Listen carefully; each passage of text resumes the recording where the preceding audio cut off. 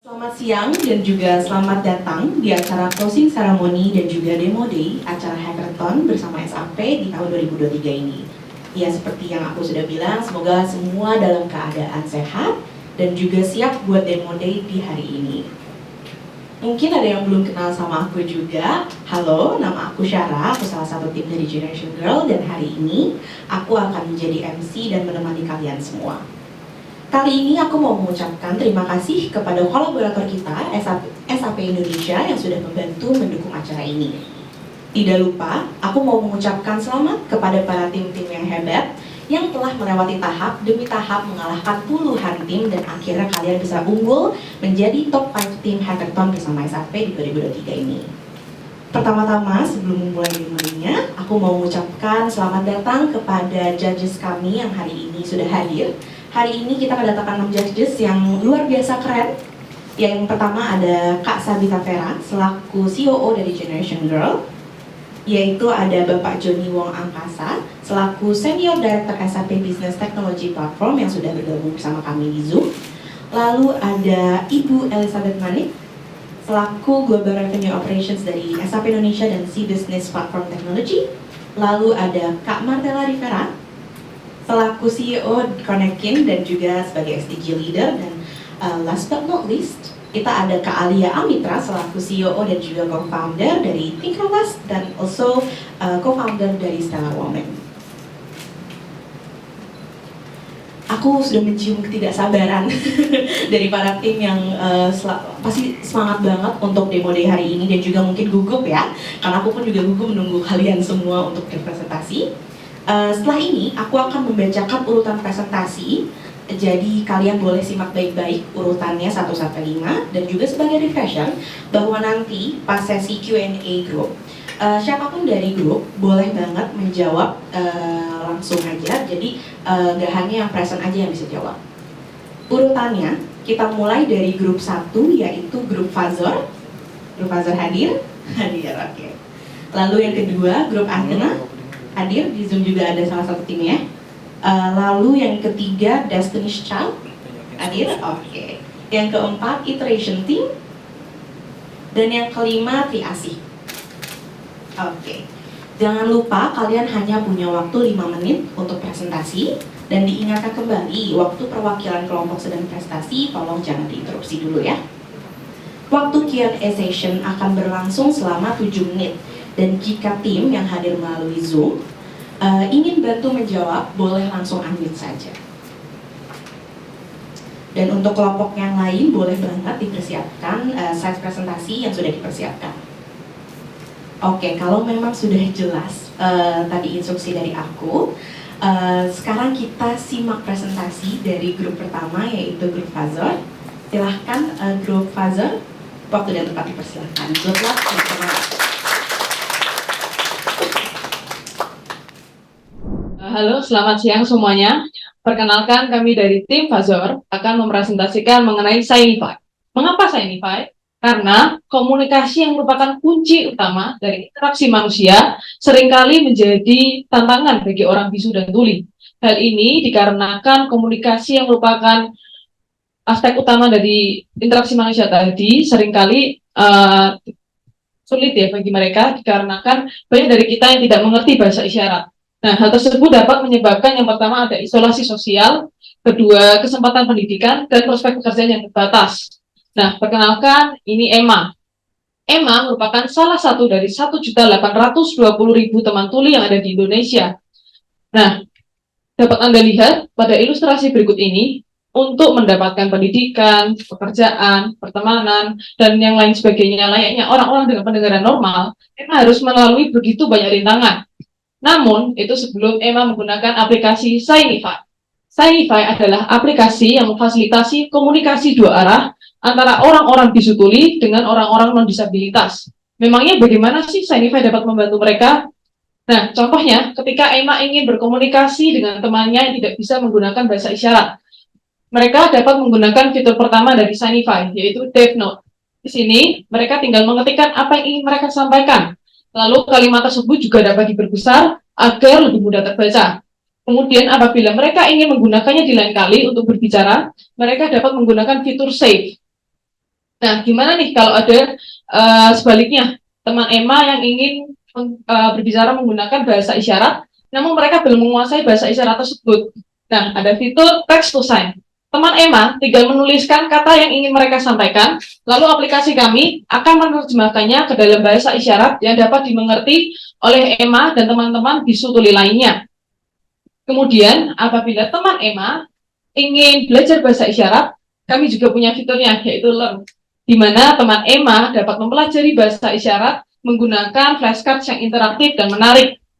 Apabila teman Emma sudah menguasainya lalu ingin mengetes kemampuannya dalam berbahasa isyarat, mereka juga dapat menggunakan salah satu fitur unggulan dari aplikasi Signify, yaitu Sign to Text. Fitur Sign to Text dilengkapi oleh teknologi image recognition yang dapat mendeteksi sign language yang dilakukan oleh seseorang, kemudian menerjemahkannya ke dalam kata-kata yang dapat dibaca oleh siapa saja. Ya, siapa saja termasuk mereka yang tidak bisa bahasa isyarat. Nah, bagaimana sih realisasi dari aplikasi Signify sampai saat ini? Nah, kami sudah berhasil mendevelop fitur DevNote. Kedepannya, kami ingin fitur Sign to Text dapat mendeteksi bahasa isyarat CB. Kemudian, kami juga akan menambahkan animasi pada fitur Learn. Selanjutnya, kami akan mapping sign language pada fitur Text to Sign. Dan yang terakhir, menerapkan fungsionalitas pada settings dan accessibility sebelum Signify akhirnya siap untuk diluncurkan agar dapat digunakan masyarakat pada umumnya. Kedepannya, kami juga berharap dapat menambahkan 3 fitur ini ke dalam aplikasi kami, yaitu gamification pada fitur Learn, kedua juga image to sign, di mana pengguna dapat memindai teks yang kemudian akan ditranslate langsung ke dalam bahasa isyarat oleh aplikasi kami, dan yang terakhir sign language lainnya, seperti Bisindo dan ASL. Kemudian kami juga akan mengadakan kemitraan dengan organisasi advokasi dan institusi pendidikan yang berfokus pada disabilitas untuk meningkatkan awareness terhadap aplikasi kami dan mempromosikan inklusivitas secara lebih luas lagi. Selain itu, kami juga ingin berpartner dengan perusahaan-perusahaan di mana ini merupakan salah satu revenue streams kami, yaitu perusahaan dapat menggunakan servis kami untuk mengkustomisasi Signify sesuai dengan kebutuhan mereka untuk mengakomodasi karyawannya, contohnya dengan menerjemahkan dokumen ke dalam sign language. Dengan tujuan akhir dari aplikasi Signify, yaitu menyediakan akomodasi komunikasi dua arah antara orang-orang seperti Emma yang bisu tuli dengan orang-orang lainnya, sehingga orang-orang bisu tuli dapat mendapatkan kesempatan yang sama dalam hal pekerjaan, pendidikan, pertemanan, dan lain-lain sebagainya, seperti orang-orang non-disabilitas. Signify, connecting through hands, speaking through signs.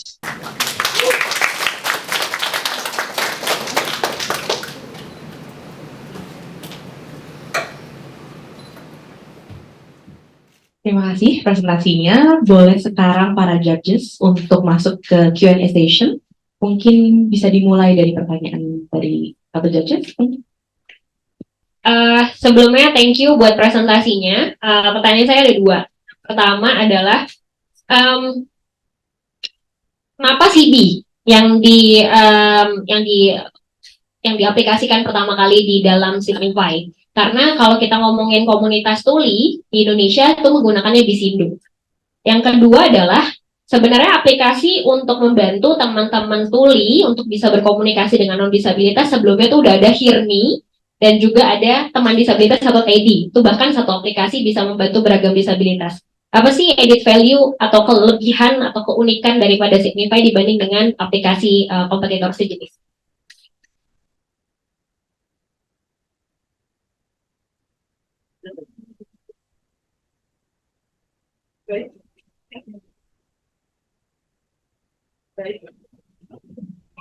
Baik, terima kasih Kak untuk pertanyaannya. Izinkan saya menjawab untuk pertanyaan pertama, kenapa CB dan bukan Bisindo yang lebih banyak digunakan ya?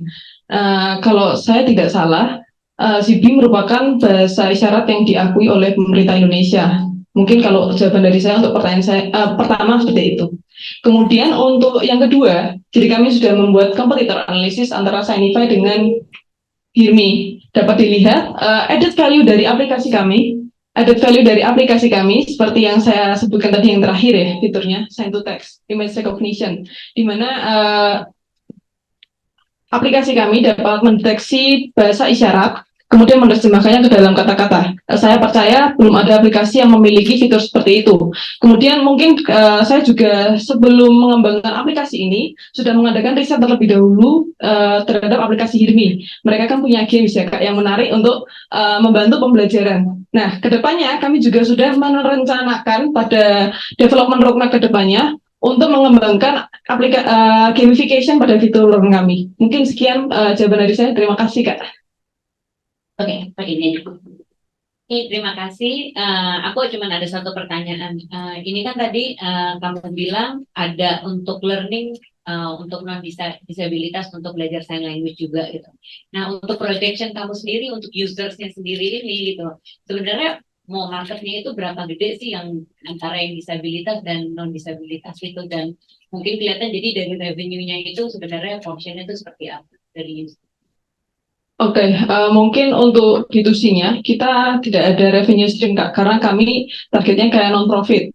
Kalau revenue stream kami itu lebih ke B2B, mungkin saya jelasin dulu bagian revenue stream-nya. Nah, untuk target user-nya, antara orang-orang disabilitas dan non-disabilitas, kami ingin proportionnya sama ya. Jadi, orang-orang yang non-disabilitas, mungkin di dalam ruangan ini, banyak kan yang nggak disabilitas dan belum menguasai bahasa isyarat. Bahasa isyarat itu bukan menjadi kewajiban bagi kita untuk dipelajari kayak bahasa Inggris atau bahasa lainnya. Nah, kami ingin bahasa isyarat itu juga bisa diwajibkan untuk dipelajari, Kak. Jadi orang-orang yang ada disabilitas itu tidak merasa diasingkan, tersingkirkan dari masyarakat yang lainnya, gitu, Kak. Jawaban dari saya. Terima kasih. Boleh satu tadi. Mungkin ya habis itu ketika executionnya sendiri gitu loh, bagaimana marketinginnya juga gitu loh untuk yang non disabilitas untuk kayak motivate mereka untuk bisa memakai apps ini.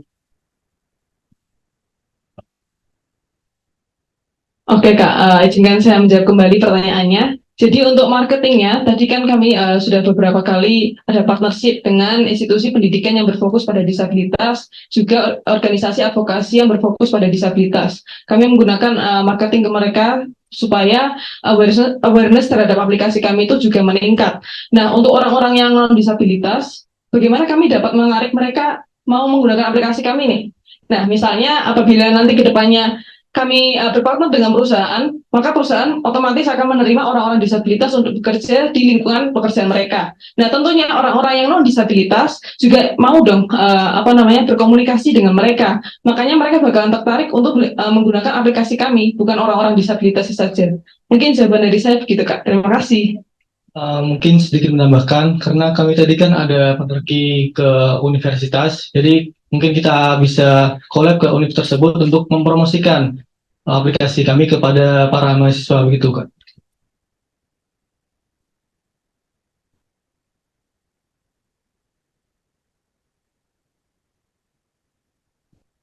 Halo, suara aku dengar kan? Aku mau tanya mungkin tadi kan udah dari sisi bisnisnya sendiri, mungkin aku mau dari sisi technical. Dari aplikasi ini kan mungkin kalau misalkan dilihat dari screen-nya itu untuk device-device yang mungkin udah support gitu ya. Untuk device yang mungkin tidak ada kamera depan atau mungkin untuk market yang secara teknologi itu belum memadai sampai situ, ada effort untuk ke sana nggak ya?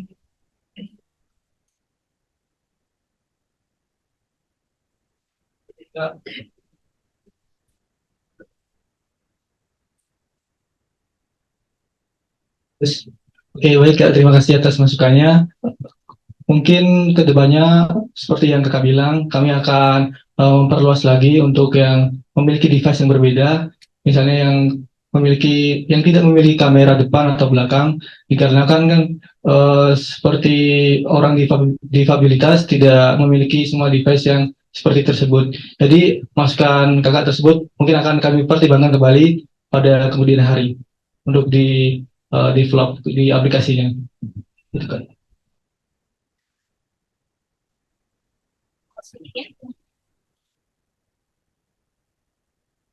Oke, ini bukan pertanyaan, tenang aja. Ini hanya masukan. Kalau kalian pengen ada revenue stream-nya, sebaiknya think twice CV atau Bisindo ya. Karena di Indonesia sendiri kalau kalian target marketnya supaya perusahaan itu bisa mempergunakan untuk berkomunikasi dengan karyawan tuli, Memang di Indonesia udah ada mandatnya, jadi perusahaan tuh harus merekrut 1% pekerja disabilitas gitu ya, dan untuk BUMN pemerintah 2% gitu. Itu target market banget tadi yang kalau ditanyain sama Mbak Lia gitu ya. Itu penting juga untuk pengembangan aplikasi kalian, karena nggak mungkin boncos kan bikin aplikasi mahal-mahal, apalagi ada banyak innovation yang kalian pengen lakukan gitu. It's not cheap gitu ya, itu mahal dan itu dibutuhkan gitu. Kenapa saya bilang think twice? Karena sesungguhnya perusahaan-perusahaan yang memperkerjakan disabilitas tuli kebanyakan sekarang jadinya belajar bahasa isyarat, dan itu Bisindo bukan CB. CB itu hanya digunakan di sekolah-sekolah SLB gitu ya, dan kebanyakan yang sekolah di SLB itu dilatih verbal. Jadi kalau mereka kerja pun ke company gitu ya, mereka akan memaksimalkan verbalnya dibanding pakai bahasa isyarat. Dan kalau kalian bilang advokasi ke komunitas, it must be Bisindo, not CB. Oke, mungkin saya mau menanggapi masukan dari KKN. Terima kasih banyak Kak Srunya untuk masukannya, memang sangat bagus. Mungkin kedepannya kami akan menambahkan Bisindo, kayak tadi yang send to text-nya dapat mendeteksi CB. Kami juga mungkin akan mendevelop barengan gitu ya, sehingga untuk menghemat waktu juga. Terima kasih banyak untuk sudi-sudi pertanyaannya.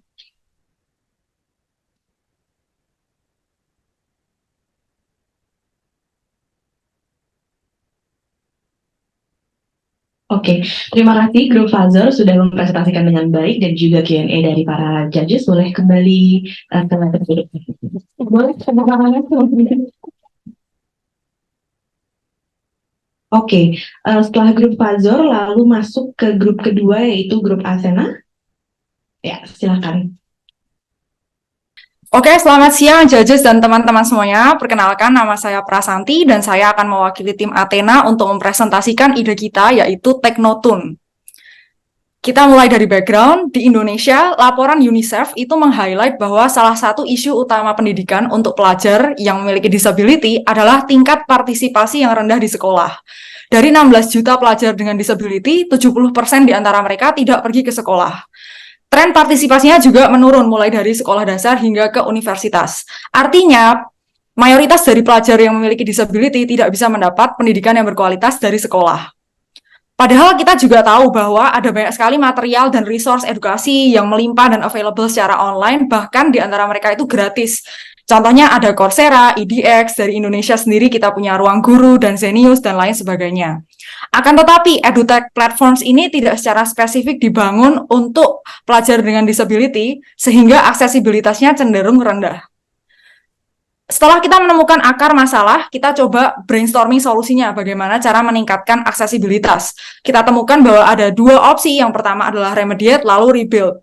Remediate artinya memperbaiki konten yang sudah ada supaya lebih gampang diakses. Rebuild artinya membangun semuanya dari awal. Setelah kita analisa lebih dalam, kita sepakat bahwa remediate adalah opsi yang paling efektif karena satu, financial investment-nya lebih rendah daripada rebuild semua dari awal.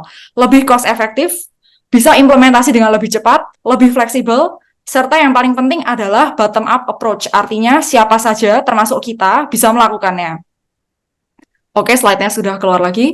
Maka dari itu kita mempersembahkan Teknotun, a simple integrated all-in-one assistive learning tools plugin for people with disability. One plugin, limitless possibility.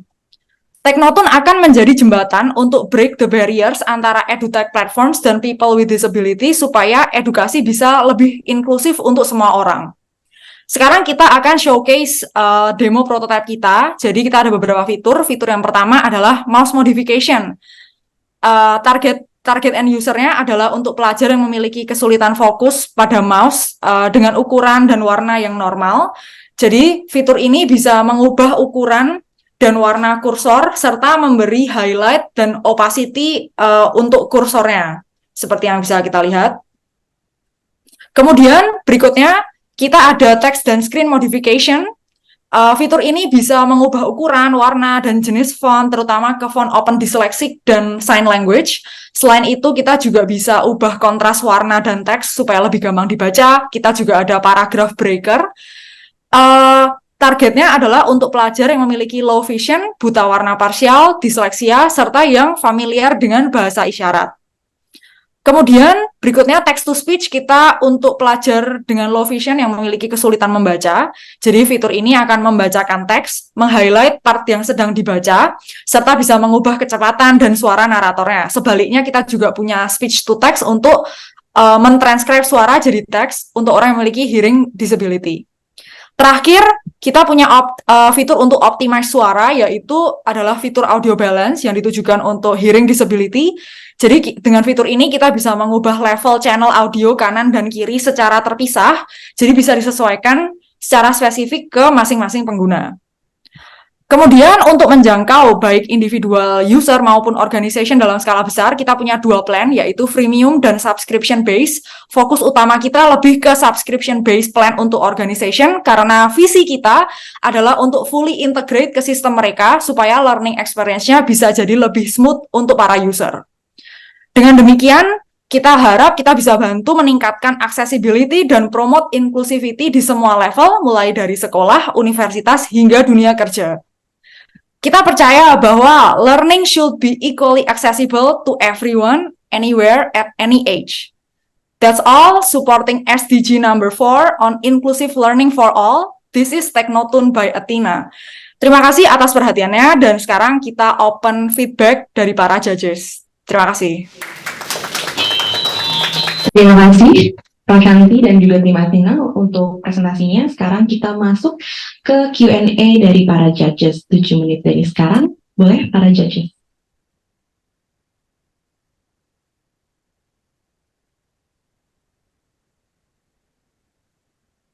Mungkin ini bukan pertanyaan, tapi boleh di-replay lagi nggak ya dari sisi demonya? Soalnya tadi kayak cukup cepat, jadi kita nggak terlalu kelihatan dari sisi produknya. Terima kasih.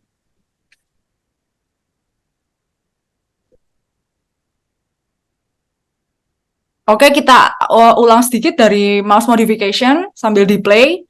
Jadi di sini kita bisa ubah ukuran mouse. Tujuannya untuk supaya ukuran mouse dan warnanya tuh yang susah kalau normal, jadi kita ganti, bisa ubah ukuran, bisa ubah warna, bisa kasih highlight, dan bisa memberi mengganti warna opacity highlightnya tadi. Ini untuk mouse modification. Kemudian untuk text dan screen modification, kita bisa ubah ukuran, warna, jenis font, terutama ke font Open Dyslexic dan Open Sign Language, font Sign Language. Kemudian kita juga bisa ubah kontras warna dan teks supaya lebih gampang dibaca. Terus juga ada fitur paragraph breaker. Targetnya buat pelajar yang memiliki low vision, buta warna parsial, disleksia, serta yang familiar dengan bahasa isyarat. Seperti itu.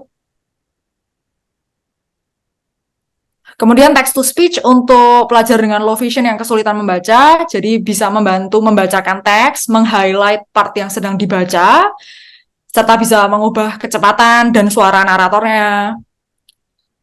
Dan sebaliknya juga, sambil kita tonton video ini, ada fitur speech to text yang akan mentranskrip suara jadi teks untuk pelajar yang memiliki hearing disability, memiliki kesulitan mendengar. Kemudian terakhir adalah fitur audio balance untuk optimize audio. Jadi di sini kita bisa mengubah level channel audio kanan dan kiri secara terpisah. Jadi bisa disesuaikan spesifik ke masing-masing pengguna.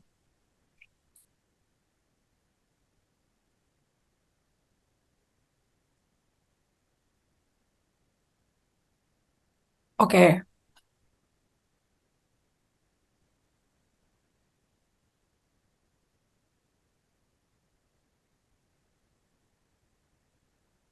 Terima kasih tadi sudah di-replay. Mungkin aku mau tanya technical question. Tadi ini kan ada di dalam browser ya.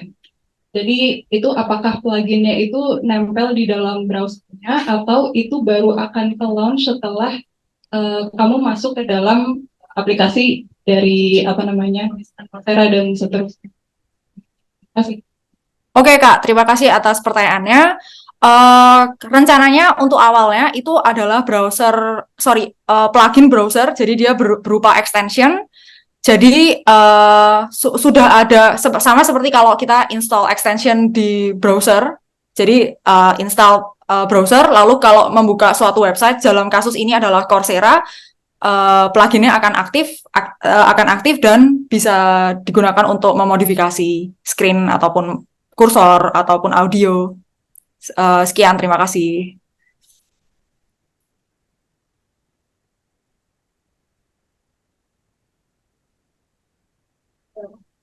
Mungkin bukan pertanyaan, saya mau reconfirm aja kalau pengertian saya benar gitu ya. Jadi kalau ngelihat tadi target marketnya kan kayak sekolah atau kampus-kampus yang punya LMS gitu ya.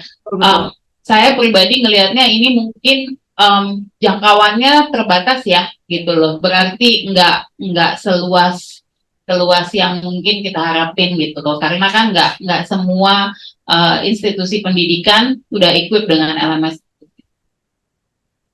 Oh, baik-baik Kak. Terima kasih atas feedbacknya. Jadi kita ada dua rencana. Yang pertama itu ke individual, yang kedua ke organisasi atau institusi. Cuman target kita lebih ke B2B dengan harapan ketika kita bisa mendapatkan satu institusi yang mau bekerja sama, kita bisa reach out ke seluruh pengguna yang mempunyai disabilitas dalam satu institusi. Jadi bukan individual purchase atau individual usage, tapi lebih ke satu institusi secara langsung. Jadi itu harapannya kenapa kita juga mentargetkan institusi. Begitu, Bu. Terima kasih.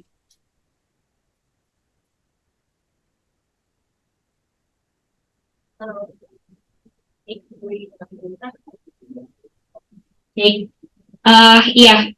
Yang pertama, saya mungkin ingin nanya ya, kalau kita bicara soal LMS pada saat pandemi itu kurvanya naik banget gitu, karena ada keterbatasan untuk bisa bergerak secara mobilitas dan sosial gitu, yang mengharuskan kita jadinya belajar dari rumah. Universitas juga kayak gitu, belajarnya dari rumah gitu kan.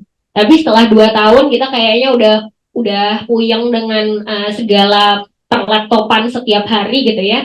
Akhirnya sekarang orang jadi kepikiran segala sesuatunya tuh enakan tatap muka gitu, karena mungkin selama 2 tahun tuh sudah cukup exhausted gitu ya, capek untuk ikutan LMS. Menurut kalian sebenarnya kalau nargetin universitas dan companies dengan LMS-nya, target marketnya jadi terbatas nggak sih? Dan kalau misalnya mau nyasar B2B, sesungguhnya kalau nyari perusahaan yang mau, itu selama 1 tahun mungkin masih bisa dihitung jari kali ya yang mau gitu. Tapi kayaknya kalau dari perspektif saya adalah yang paling utama bisa dimasukin itu adalah pemerintah gitu. Karena di dalam Undang-Undang Disabilitas sendiri itu ada keharusan semua website tuh harusnya aksesibel. Tapi yang utama pasti website-nya pemerintah gitu, yang berisi informasi soal bantuan sosial dan segala macam program-program untuk teman-teman disabilitas yang selama ini nggak bisa terbaca oleh teman-teman disabilitas gitu. Itu masukan yang pertama. Yang kedua, kalau kalian nargetin ini untuk membantu individual with disabilities, pertanyaan saya, teman-teman tuli yang sangat terbatas untuk bisa memahami tulisan gitu ya, lewat Teknotun ini apa sih yang bisa kalian bantu gitu kepada teman-teman tuli yang memang pemahaman atas tulisannya sangat-sangat terbatas karena memang terbiasa pakai bahasa isyarat. Oke, terima kasih Kak buat feedbacknya. Mohon maaf, untuk Prashanti, kamu punya waktu 30-40 detik untuk menjawab ya. Oke. Jadi untuk feedback yang nomor 1 sangat diterima Kak, karena kita belum ada kepikiran buat masuk ke government. Jadi itu adalah feedback yang sangat bagus. Untuk yang nomor 2, untuk yang tuli memiliki hearing disability, kita tadi yang seperti kita tunjukkan, kita punya bisa berubah font ke sign language. Jadi mungkin itu bisa dimanfaatkan misalnya untuk membaca guide atau akses informasi yang melalui tulisan tapi dalam bentuk sign language seperti itu. Semoga bisa menjawab, karena waktunya sudah mepet juga. Oke, terima kasih Kak. Terima kasih Prashanti dan juga tim sudah mempresentasikan solusinya yang sangat baik. Selanjutnya kita masuk ke grup ketiga, yaitu grup Destiny's Child. Boleh dipersilahkan, good luck. Oke, selamat siang Bapak dan Ibu-Ibu dan juga kakak-kakak dan teman-teman sekalian. Saya ucapkan terima kasih telah datang menghadiri presentasi kami dan semoga enjoy. Jadi, apakah bapak-bapak dan ibu-ibu sekalian tahu bahwa 62% PDB Indonesia itu ternyata berasal dari UMKM dan juga 97% tenaga kerja Indonesia itu diserap dari tenaga kerja yang bekerja di UMKM. Akan tetapi, dalam pelaksanaan mengelola bisnisnya, para pengusaha UMKM ini kerap menemukan beberapa problem-problem seperti kekurangan modal untuk setup bisnisnya, kemudian kesulitan dalam pemasaran, kemudian juga kurangnya ilmu bisnis, dan juga manajemen inventory yang kurang efisien, dan juga mereka juga kesulitan dalam melakukan pembukuan. Nah, sama seperti pemilik-pemilik UMKM lainnya, Nate adalah seorang pengusaha UMKM yang kerap menemui masalah-masalah seperti di atas. Pada saat ini, Nate telah melakukan pembukuan keuangannya dan mencatatnya secara manual dengan spreadsheet dan juga kertas-kertas. Akan tetapi, seiring berkembangan, Nate telah mengalami problem-problem tersebut. Untuk itu, boleh di next. Untuk itu, kami menciptakan aplikasi bernama GrowYou. GrowYou merupakan aplikasi all-in-one yang dapat membantu para pemilik UMKM untuk mengatur dan mengembangkan bisnisnya semudah mungkin. Jadi, bagaimana GrowYou dapat membantu pemilik UMKM seperti Nate untuk mengembangkan bisnisnya tanpa perlu mengkhawatirkan permasalahan pengelolaan bisnis? Bisa di next. GrowYou diciptakan dalam beberapa fitur utama, di antaranya pertama ada fitur finansial. Di sini Nate dapat mengatur pemasukan dan pengeluaran yang ditujukan pada bisnisnya. Nate juga dapat melihat total pengeluaran, total pemasukan, dan saldo terkini dari bisnisnya.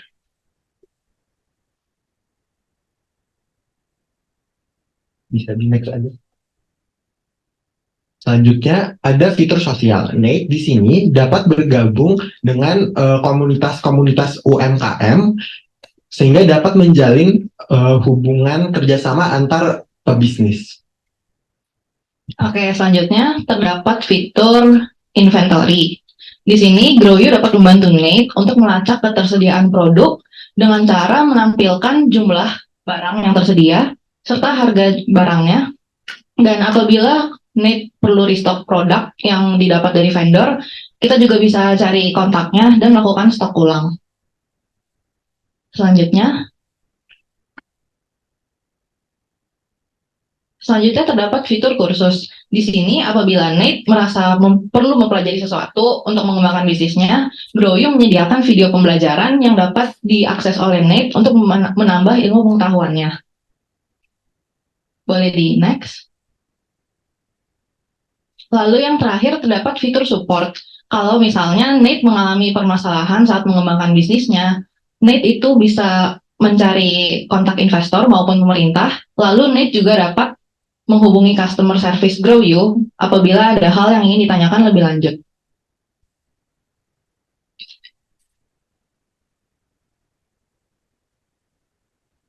Jadi dalam pengimplementasiannya, GrowYou akan dibagi menjadi 3 fase. Fase pertama, GrowYou akan dikembangkan dan diluncurkan menggunakan SAP Build Apps.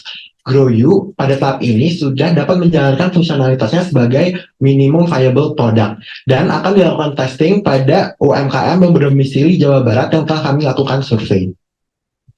Oke, selanjutnya di fase yang kedua ini kita akan melaunching sebuah fitur premium subscription untuk para pemilik UMKM yang ingin melihat potensial lebih besar dari aplikasi GrowYou. Apa aja sih yang bisa didapatkan dari fitur premium tersebut? Yang pertama, pemilik UMKM itu sekarang udah bisa menambahkan jumlah produk yang tidak terbatas, sama vendornya juga tidak terbatas. Lalu selanjutnya, pemilik UMKM itu sudah nggak perlu lagi input manual, finansial, maupun bon-bonnya gitu. Jadi nanti semuanya tuh bisa langsung otomatis gitu oleh aplikasi GrowYou.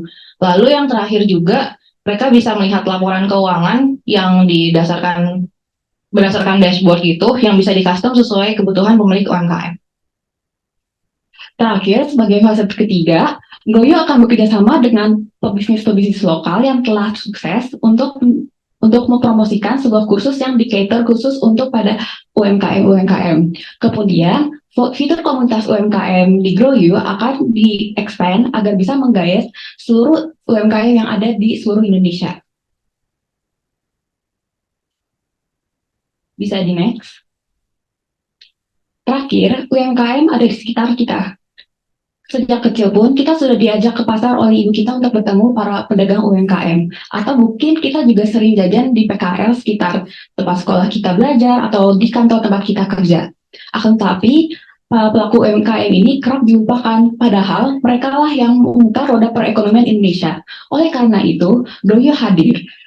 Oleh karena itu, Groyu berkomitmen untuk tidak pernah melupakan tentang UMKM. Groyu hadir di sini untuk mengempower UMKM. Dan terakhir, Groyu siap mendukung UMKM maju untuk Indonesia yang semakin maju. Next. Berikut adalah presentasi dari kami. Terima kasih telah mendengarkan. Kami adalah tim Destiny's Child.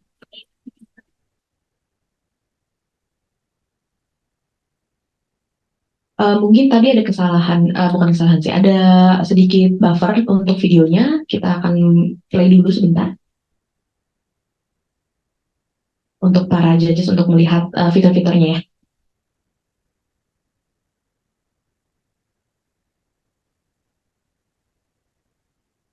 Jadi ini adalah fitur tambah transaksi yang dari Groyu. Jadi bisa dilihat nanti para pedagang masukkan pengeluaran, menginput keterangan transaksinya itu berapa dan juga nominalnya berapa.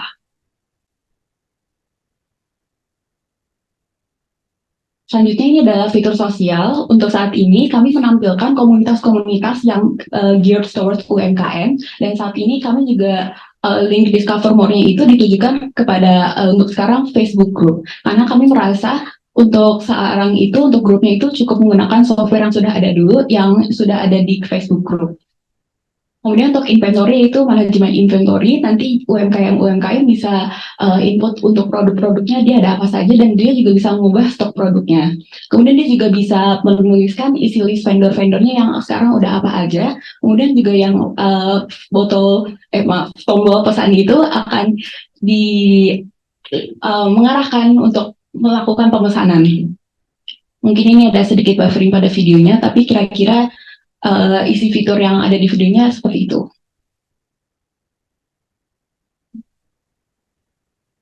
Kemudian ini ada juga kursus untuk sekarang diarahkan ke video-video yang geared toward, of course, building the business.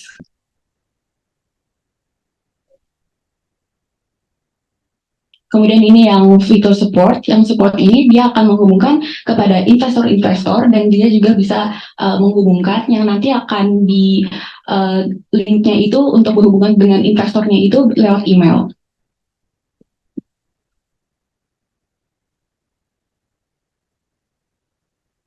Oke, baik. Sekarang kita masuk ke Q&A. Untuk judges, apakah ada pertanyaan bagi tim Destiny's Child?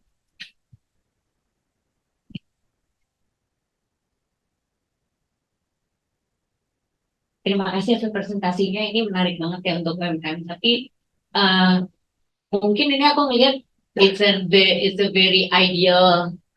Ini aplikasi ya, jadi dari handphone semuanya itu, jadi nggak ada dashboard, semua tuh dari handphone gitu ya. Ya.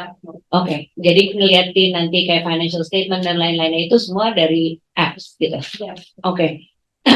Mungkin aku masih jadi gimana ya? Fiturnya banyak banget, menurut aku fiturnya banyak banget. Memang ngeliatnya pengen end to end, tapi I think in every feature itu there's a lot of things that you need to think about juga gitu loh. Jadi mungkin aku pengen tanya fokus yang pertama tuh apa gitu, karena I think it's like building the financial systemnya itu tuh is one thing gitu ya, karena itu kan bukan cuma dari pengeluaran dan pemasukan aja, tapi nanti ada payroll, ada yang lain-lainnya, ada pajak dan lain-lain yang kayaknya juga harus mereka melek seperti itu juga gitu. Kedua juga in terms of inventory pun, kalau memang itu dari apps dan dia harus manually harus masukin satu-satu gitu, juga mungkin ini jadi hanya mengcater mungkin a very small business yang inventory-nya itu mungkin bisa dalam hitungan jari juga lah ya gitu ya, yang nggak bisa kalau udah ratusan SKU untuk dimasukin satu-satu gitu. Terus in terms of kayak ada courses juga itu social, ini apakah community-nya itu sendiri akan apa tuh namanya kayak UGC gitu ya, community sendiri akan mendaftar, terus habis itu mereka kok kalian tinggal connectin, atau kalian menjadi perantara juga mencari community yang pas untuk UMKM ini gitu. Sama seperti prosesnya juga, apakah kalian hanya memfilter kelas-kelas yang sudah ada, jadi mereka tinggal nyari sendiri tapi udah difilter sama kalian, atau LMS sendiri tuh kalian yang akan provide gitu. Sama kayak support juga tadi, mencari investor dan lain-lain.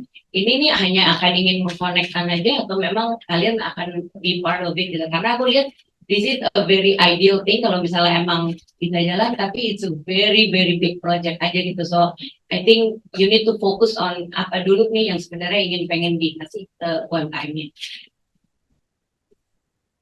Iya. Terima kasih sekali atas pertanyaannya dan juga concern-nya dan feedback-nya. Jadi pertama kami tahu sih emang ini proyek ini sangat besar kan, apalagi juga fitur-fiturnya juga sangat banyak.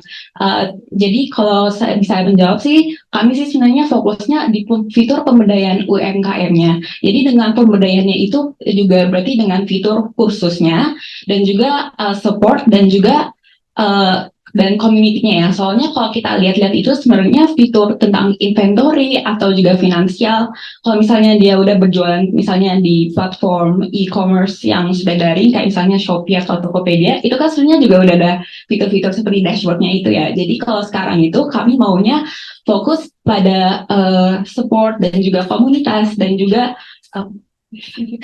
support komunitas dan juga sosial. Oh ya Pak. Nah, kenapa yang itu? Karena kami tujuannya kan mau memberdayakan UMKM. Nah, sebenarnya untuk yang pertanyaan yang komunitas itu, jadi untuk sekarang itu kami akan memfilternya atau juga sebenarnya sebagai perantara doang sih, yaitu sebagai perantara. Sebenarnya tadinya itu kami mau mengimplementasikan, jadi mereka bisa masuk ke dalam grup-grup yang bisa mempertemukan mereka pada UMKM lainnya. Akan tetapi waktunya juga cukup terbatas dan jadi untuk sekarang kami mau fokus menjadi perantara terlebih dahulu. Tapi ke depannya, di masa depannya, kami ingin mereka menjadi bisa membuat grupnya di aplikasi GrowYou ini agar mereka bisa bertemu langsung dan juga mungkin chatting langsung di aplikasinya. Jadi mereka tidak harus pindah-pindah ke aplikasi lain begitu.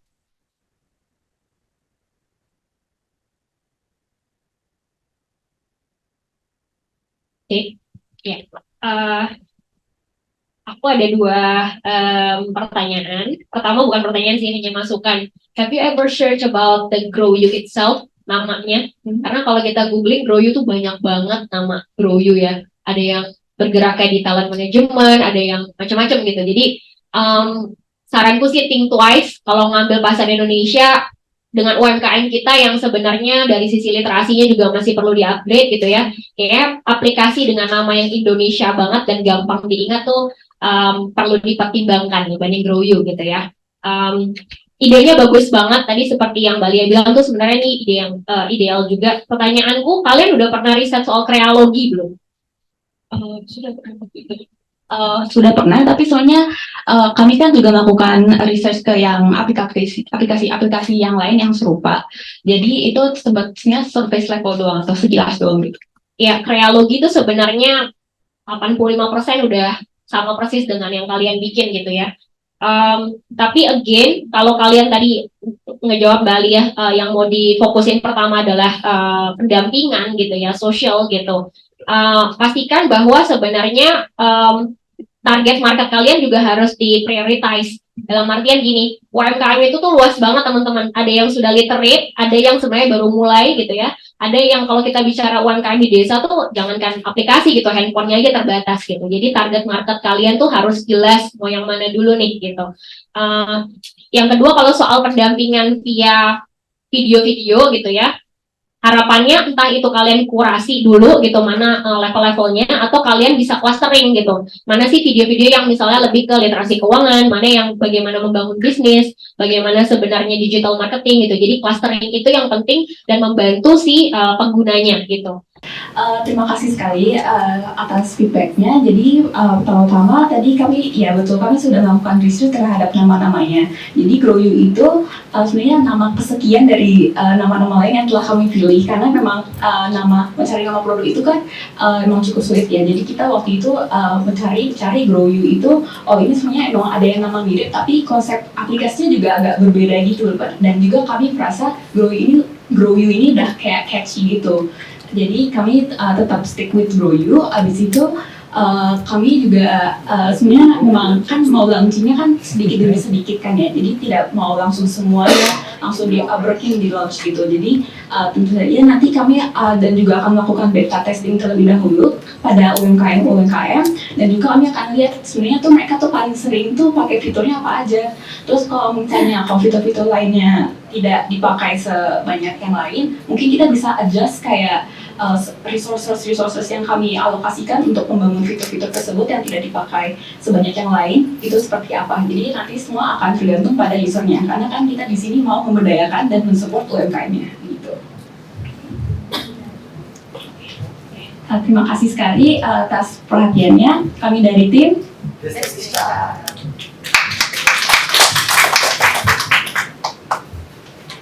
Good afternoon, everyone.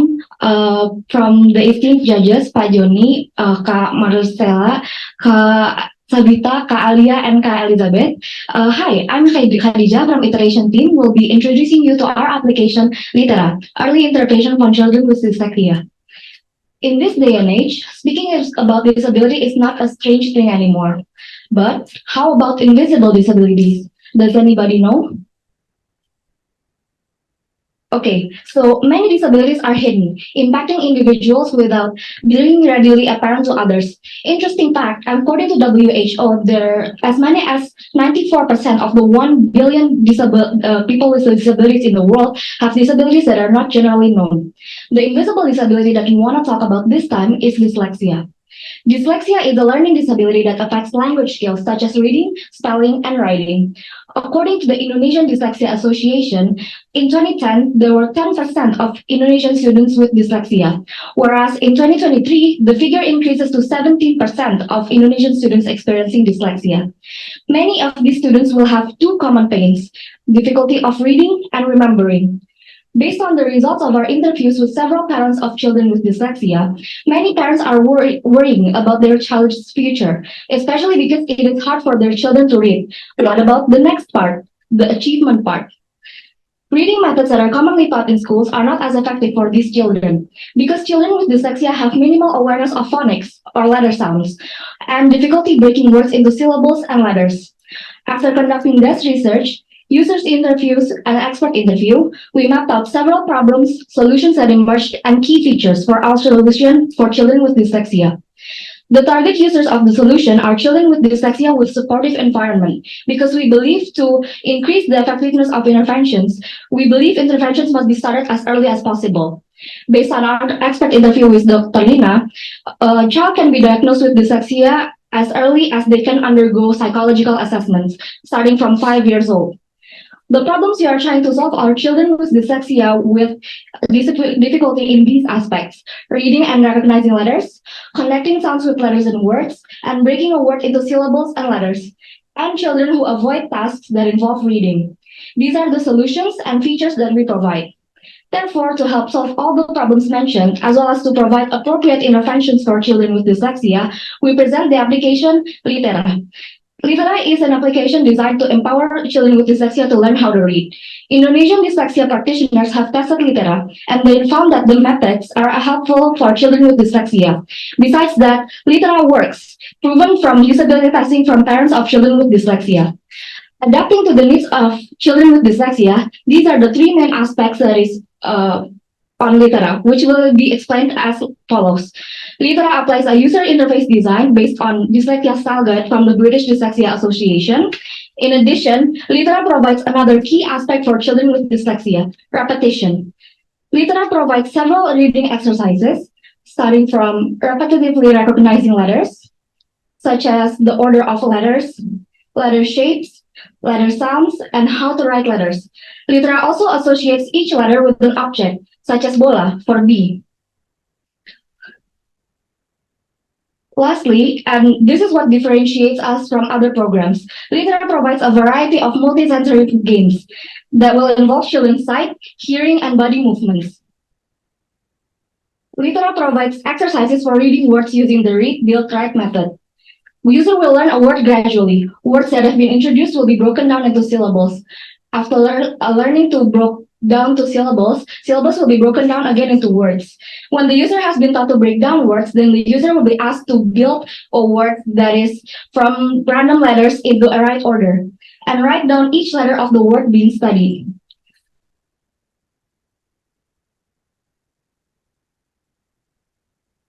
Our features impact specific aspects in reading training. The design system speeds up fixation time, on-tap sounds improve ability to comprehend text, multisensory method simulates faster memorization, and various games increase motivation to learn.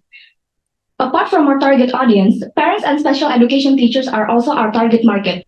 This is because parents and teachers are the link in the chain so that children with dyslexia can successfully learn to read. One of our marketing strategies is through collaboration with parent community, such as parent support groups in East Java, and schools or associations such as Dyslexia Association in Indonesia, and practitioners such as psychologists, as well as through advertisements on social media. Litera will be a non-profit venture initially by harnessing corporate CSR support. In future iteration, we will maintain the application by providing premium features, such as reporting, analytics, and multiple users in one device. I, Khadijah, with Monica and Ahmad from the iteration team, took one step to empower people with disability. We encourage you to try Litera, early intervention for children with dyslexia. Thank you.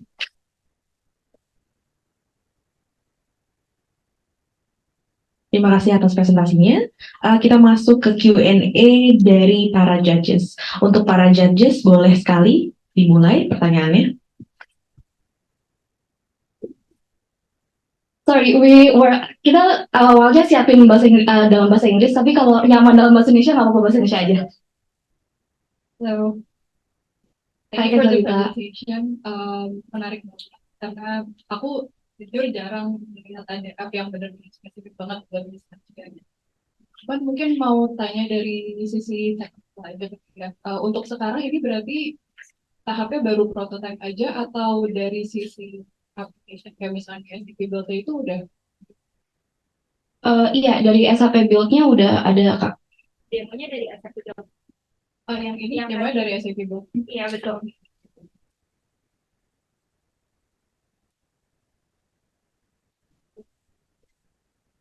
Aku masih nyobain app dulu. Oke, thank you banget, Kak. Mau info juga, kita sebenarnya ada SAP Build-nya, tapi SAP Build kita error kalau di mobile SAP Build apps. Jadi kalau misalkan mau dimainkan prototype SAP Build-nya itu harus menggunakan web review. Mungkin Ahmad bakal, ya.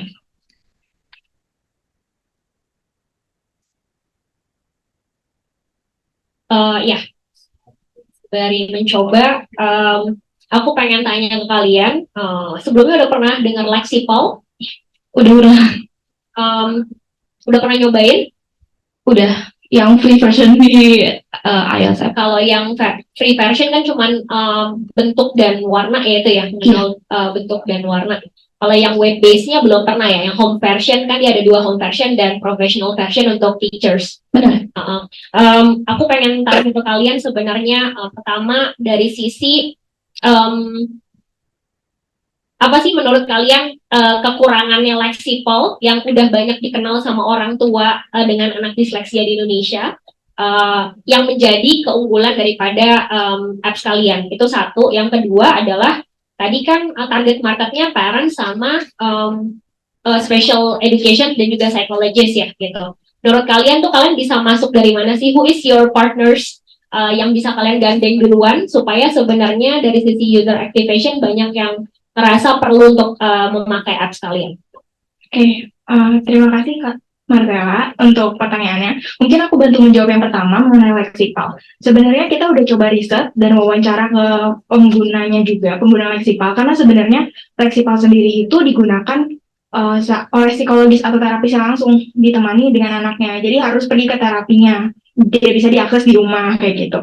Nah, tapi di sini yang membedakan Lexipal itu adalah pendukungnya, sedangkan multisensorinya itu disiapkan mungkin kertas-kertas, sandbox untuk mereka bisa merasakan secara langsung gitu ya. Nah, tapi kalau misalnya dari aplikasi Litera sendiri, belajar dengan multisensor itu udah kita sediakan, misalnya menggambar di langit seperti itu, kemudian juga nanti dia bisa coba dengar suaranya, misalnya fonisnya bu, bu, bu, seperti itu. Nah, kemudian dari sini juga ada yang beda adalah style gate disleksianya. Di sini kita menggunakan beberapa style gate disleksia menggunakan British Dyslexia Association style gate seperti itu. Ini mungkin yang kedua bisa dijawab oleh Pak Dija. Oke, untuk yang kedua itu kami memikirkan beberapa celah untuk masuk ke target market kami, yaitu parents dan special education teachers. Dan kami melihat ada kemungkinan untuk masuk dari parent support groups seperti Dyslexia Parent Support Group di Jatim, itu udah kami hubungi. Lalu untuk special education teachers itu kami mikir untuk ke sekolah inklusi atau sekolah khusus.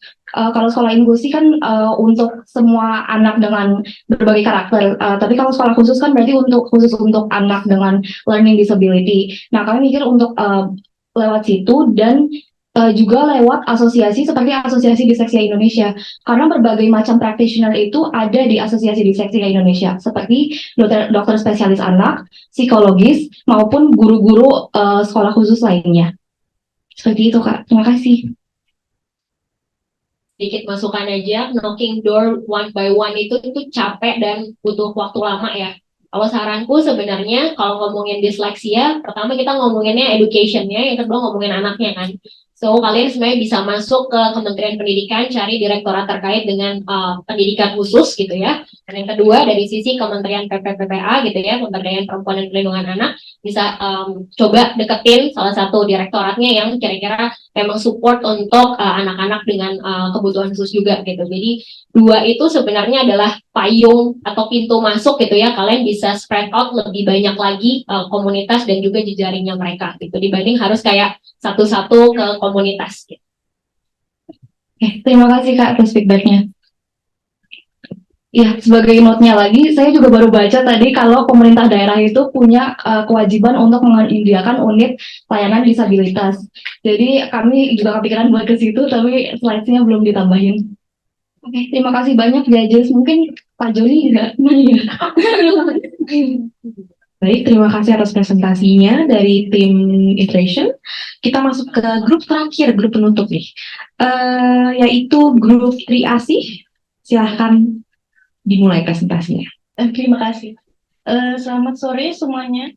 Saya Saula dari tim Triasih. Masalah yang dihadapi teman disabilitas saat ini adalah kurangnya kesetaraan dalam dunia pendidikan. Faktornya antara lain masalah ekonomi dan juga kurangnya pemahaman terhadap kebutuhan teman-teman disabilitas. Untuk itu kami tim Triasih membuat aplikasi yang bernama Asya. Berikut ini data-data yang mendukung dan melatar belakangi pembuatan aplikasi ini. Next. Saya dan tim mengambil data dari diskusi paper Key Issue for Children with Disabilities in Indonesia by UNICEF. Menurut data tersebut di Indonesia, anak penyandang disabilitas dari usia 5 sampai 17 tahun di Indonesia mencapai di angka 3,3%. Next. Di bagian provinsi, angka tertinggi ada di wilayah Sulawesi Tengah mencapai 7,1% dan terendah ada di wilayah Jambi mencapai 1,4%. Anak penyandang disabilitas memiliki banyak tipenya. Di angka tertinggi di angka 1,2 yaitu memiliki kesulitan dalam menangkap informasi atau belajar, dan terendah ada di 0,2 memiliki kesulitan dalam mendengar. Menurut data ini, anak-anak penyandang disabilitas dari usia 5 sampai 17 tahun partisipasi dalam dunia pendidikan umum atau sekolah umum semakin menurun dibandingkan dengan anak-anak yang bukan penyandang disabilitas. 8% anak penyandang disabilitas mengikuti sekolah luar biasa atau SLB, 18,7 mengikuti sekolah umum dan sisanya tidak datang ke sekolah. Kami memiliki 3 unique value utama, yaitu schedule meetings dengan guru, in-home teaching, dan juga high quality educators.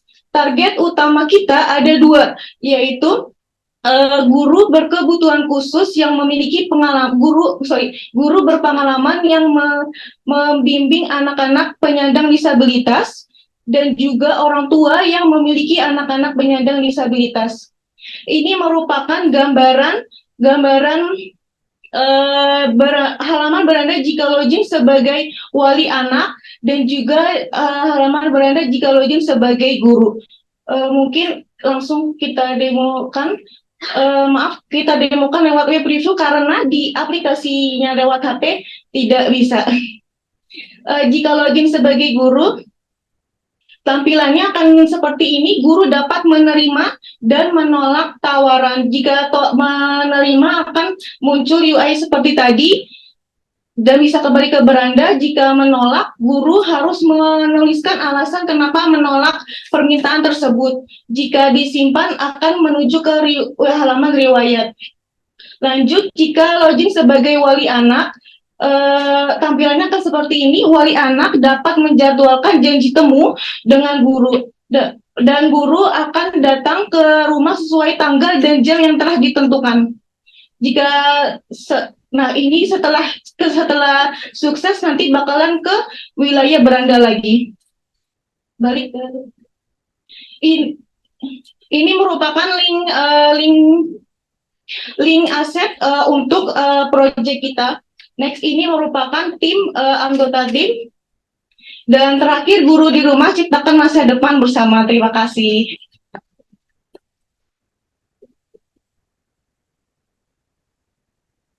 Oke, kita masuk ke sesi Q&A dari para judges. Untuk para judges, boleh dimulai pertanyaannya dari sekarang. 7 menit.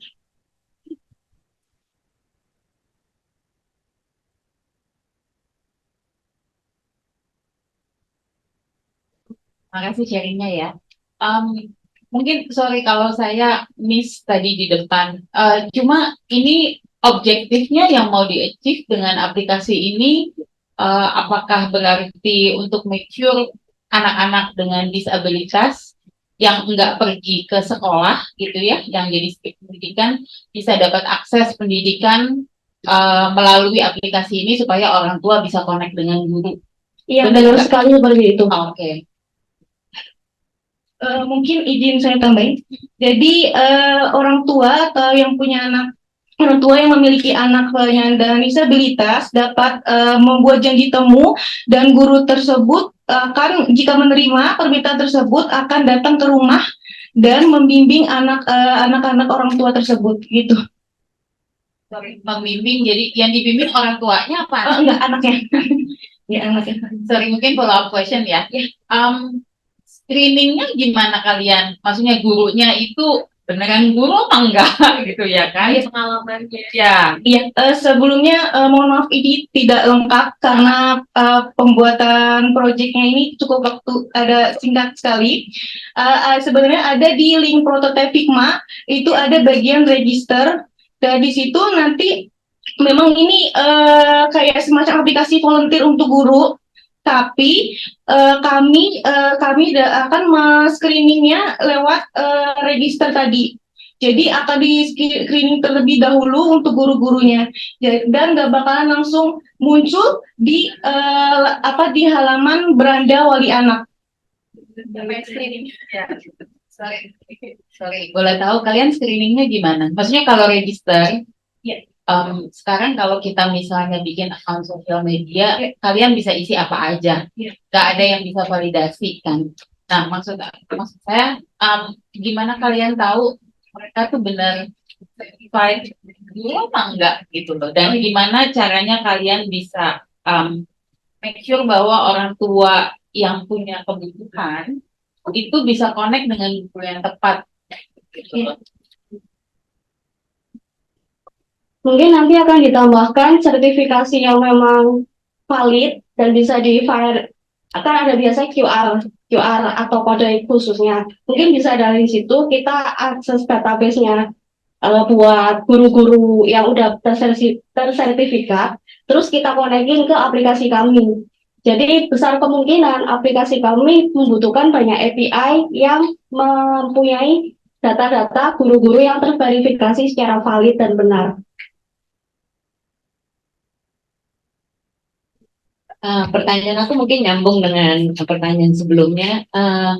Berapa banyak sih sebenarnya yang guru qualified ya untuk seperti ini gitu? Karena ini untuk yang berkebutuhan khusus itu kan macam-macam ya, banyak kayak kebutuhannya tadi. Kalau kita ngeliat itu kan ada yang kebutuhan khusus yang tidak terlihat juga kayak disleksia lah, ada yang disabilitas yang lain-lain. Nah, kualifikasinya itu kan pasti sangat beragam gitu loh. Mungkin supply guru aja yang normal aja tuh minim gitu loh di Indonesia. Nah, apalagi yang berkebutuhan khusus. Nah, ini marketnya seberapa gede sih? Karena kayaknya the growth of usersnya ini sangat tergantung dari supply gurunya itu sendiri gitu. Izin menjawab. Untuk target guru dari kami hanya khusus untuk yang lulusan semisal S1 pendidikan luar biasa. Jadi yang memang dari awal kuliah sudah mempunyai pengalaman untuk mengajar anak-anak berkebutuhan khusus. Seperti itu.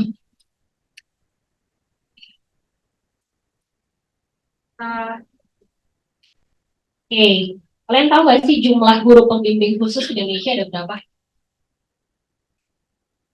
Izin menjawab, karena keterbatasan waktu untuk mengumpulkan data, sampai hari ini kami masih belum tahu. Oke, saya jawab secara tidak langsung, guru pembimbing khusus yang tadi kalian bilang punya background pendidikan khusus, itu sangat-sangat terbatas di Indonesia. Makanya Kementerian Pendidikan pada akhirnya memberlakukan yang namanya BIMTEK atau bimbingan teknis ke guru umum, supaya mereka di sekolah umum bisa mengajarkan anak-anak dengan disabilitas. Ya, jadi kalau misalnya target sasarannya adalah GPK atau guru pembimbing khusus, itu jumlahnya masih sangat kecil dan belum tentu juga semuanya akan bisa jadi usernya kalian. Itu satu. Yang kedua, sekarang di Indonesia tuh sudah ada yang namanya Sekolah Murid Merdeka atau SMM ya. Dan itu menerapkan yang namanya blended learning, 80% online, 20% itu offline. Dan mereka tahun ini meluncurkan namanya program inklusi. Jadi sebenarnya menerima anak-anak disabilitas yang tertolak di sekolah umum gitu. Menurut kalian apa sih yang membuat orang jadi pada akhirnya menggunakan apps kalian gitu ya, dan orang tuanya rela bayar gitu ya untuk sekali belajar gitu, panggil guru ke rumah, dibanding harus mendaftarkan anaknya di SMM yang lebih fleksibel gitu dari sisi pembelajaran? Kalau izin menjawab, kalau dari aplikasi kami, nanti kalau memang sudah full terdevelop dan udah ada API buat mendeteksi daerah terdekat dari wali yang membutuhkan guru-guru untuk membimbing anaknya onsite, besar kemungkinan ini akan jadi prioritas untuk dipakainya aplikasi kami oleh mereka, entah gurunya, entah orang tuanya. Seperti itu, terima kasih. Sedikit masukan, kalau kita bicara soal pendidikan untuk anak berkebutuhan khusus, saya dulu 1 tahun ya jadi guru di pedalaman Indonesia gitu, lewat program Indonesia Mengajar. Jadi saya paham banget sebenarnya kalau anak berkebutuhan khusus itu, trust-nya kepada seorang pendidik itu sangat-sangat besar sekali gitu. Jadi kalau dia sudah nyaman sama satu orang diajarin gitu, dia akan in touch-nya dan juga bisa belajarnya hanya sama orang itu gitu. Nah, kalau misalnya dengan format kalian kan sebenarnya ini kayak guru les gitu ya, yang sebenarnya gurunya juga punya hak untuk bisa menolak atau menerima tawaran ketika orang tuanya request gitu buat datang gitu. Jadi kemungkinan gurunya ganti-ganti itu pasti ada kan. Nah, tadi kalau Mbak Elizabeth bilang soal screening itu penting banget karena tidak semua guru capable buat nanganin anak-anak disabilitas, itu satu. Yang kedua adalah nggak semua juga anak dengan disabilitas itu bisa diajarkan oleh orang berbeda setiap saat dia butuh. Jadi memang pertimbangan dari apps kalian dan bagaimana menjalankan pendidikan dengan anak berkebutuhan khusus harus sangat hati-hati gitu ya. Jadi boleh dia di-set kembali dan mungkin boleh dimodify lagi apps yang kira-kira dibutuhkan oleh masyarakat seperti apa. Terima kasih atas sarannya, sangat membantu sekali. Mungkin akan ada fitur terbaru lagi untuk mendukung itu.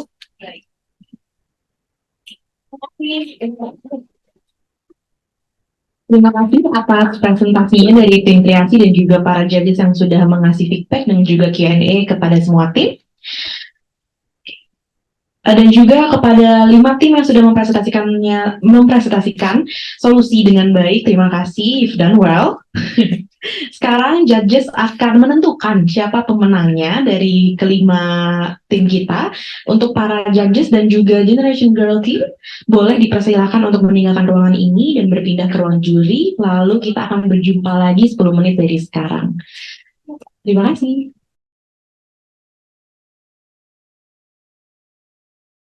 Sekarang, untuk waktu yang kita tunggu-tunggu yaitu pengumuman juara atau winner announcement-nya. Oke, boleh tepuk tangan dulu? Tapi jangan ini dulu karena kita mulai dari juara favorit dulu ya. Juara favorit ini diambil dari likes dan komen terbanyak yang ada di YouTube Generation Girl. Jing-jing. Untuk kategori favorit tim pertama, selamat kepada grup Athena.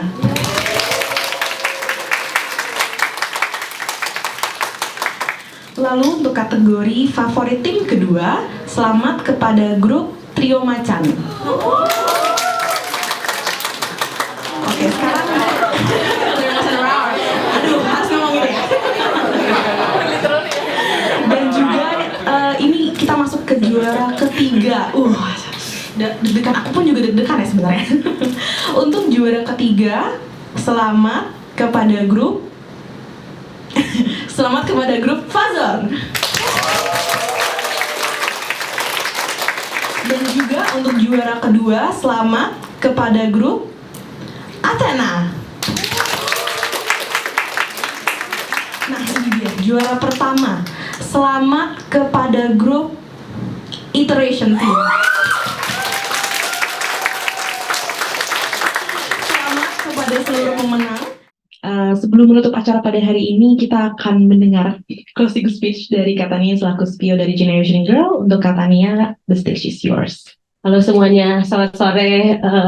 Sama ini aku di belakang layar, jadi nggak pernah kelihatan gitu ya mukanya mungkin. Aku Tania dari Generation Girl. Sekali lagi aku mau congrats everyone, juara 3, juara 2, juara 1, dan semua yang nggak juara juga yang udah berpartisipasi di acara kita ya, Hackathon kali ini gitu.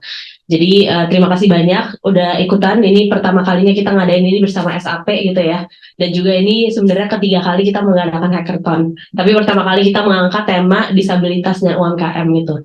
Jadi menarik banget kita melihat bagaimana teknologi bisa empower actually people gitu kan ya, dengan berbagai latar belakang. Di sini aku juga senang banget tadi ngelihat juga pitch-nya, ngeliat prototipe-nya mulai dari 30 yang besar dan lain-lain, itu keren-keren banget semuanya.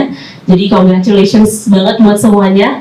Aku mau upload semuanya tadi, udah keren-keren banget hasil-hasilnya. Kayak yang para judges sudah bilang juga gitu ya. Tinggal diulik lagi aja lebih dalam, di sharpen lagi ide-idenya. Pasti itu bisa ada yang ke-pick up gitu ya ide-idenya. Gitu. Di sini aku juga mau berterima kasih ke, selama ini kan kita udah berjalan sekitar 2 minggu ya acaranya. Speaker-speaker yang sudah ikutan berpartisipasi, mentor-mentor juga, dan judges-judges ada di sini juga semuanya judges. Terima kasih sudah mau datang offline. Senang banget akhirnya kita bisa ngadain pitching day dan demo day itu secara offline gitu ya. Kayak tadi Sab sempat bilang sebelumnya kita selalu online, dan karena sekarang udah bisa offline tuh rasanya beda banget lah pasti gitu. Dan tentunya aku juga mau terima kasih ke tim SAP dan juga semuanya yang sudah membantu di sini, tim Generation Girl juga gitu ya. Akhirnya kita bisa menutup acara ini dengan kemeriahan dan bisa merampungi acara ini dengan kesenangan lah ya, semuanya bisa ngumpul bareng-bareng di sini gitu.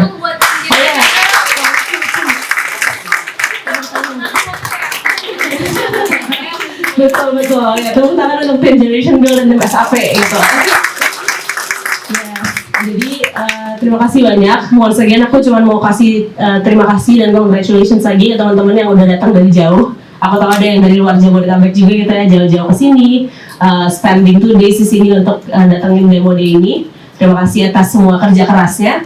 Dan tadi kayak yang judges pada bilang, jangan jadikan ini sebagai stopping point kalian gitu. Jadikan ini sebagai batu loncatan, di mana ini semoga bisa menginspirasi kalian ke depannya untuk berkreasi lebih menarik lagi gitu, dan memberikan solusi-solusi yang lebih keren lagi gitu. Udah itu aja dari aku. Thank you, aku memberikan acara. Terima kasih Katania atas closing speech-nya. Lalu akan ada juga closing speech dari salah satu tim SAP yaitu Kak Rizka Laksmi sebagai Head of Communication SAP Indonesia. Boleh Kak Rizka? Sore semuanya. Pertama-tama, congratulations again to all the winners dan juga pada para finalis. I think ini kesempatan yang baik buat teman-teman mengide dan juga melihat value dari penggunaan data. Sebulan ini teman-teman juga udah belajar penggunaan data and how it can actually help solve the world's problems gitu, and how it can impact teman-teman yang di UKM maupun teman-teman yang difabel gitu. Dan dengan penggunaan SAP Analytics Cloud dan SAP Build, sekarang teman-teman lebih equipped untuk menjadi the next citizen developer untuk memecahkan masalah yang kita hadapi sehari-hari. Jadi tetap semangat, gunakan ilmu yang sudah didapat selama ini, dan you're gonna help the world run better. Dan kesempatan ini saya juga ingin mengucapkan terima kasih banyak kepada timnya Mbak Sabita dan Generation Girls. It is an honor for SAP to be working with you and hopefully we can collaborate better. Juga kepada judgesnya Mbak Martella, Mbak Alia, dan juga Mbak Ibet sebagai juri-juri. Dan khusus kesempatan ini saya ingin mengucapkan terima kasih kepada Mbak Catherine sama Mbak Feli, tolong berdiri. Ini tim dari SAP yang able to make this happen, so thank you for them. Then I hope that you can use this momentum to keep using the power of data to make the world run better and improve people's lives. Tetap semangat ya. Terima kasih Kak Rizka atas closing speech-nya yang katanya juga sudah memotivasi teman-teman untuk tidak menjadikan ini stopping point kalian. Oke, kita sudah sampai di ujung acara. Aku mewakili seluruh panitia Hackathon 2023 mengucapkan terima kasih kepada semua pembicara, juri, mentor, dan juga para peserta yang telah berpartisipasi pada acara Hackathon bersama SAP 2023 kali ini. Juga acara ini tidak akan berjalan lancar dan tidak akan ada tanpa partner kita yaitu SAP Indonesia yang telah membantu kami untuk merealisasikan acara ini. Akhir kata, aku Syara, MC di acara pada hari ini, izin pamit undur diri and see you again in our next event.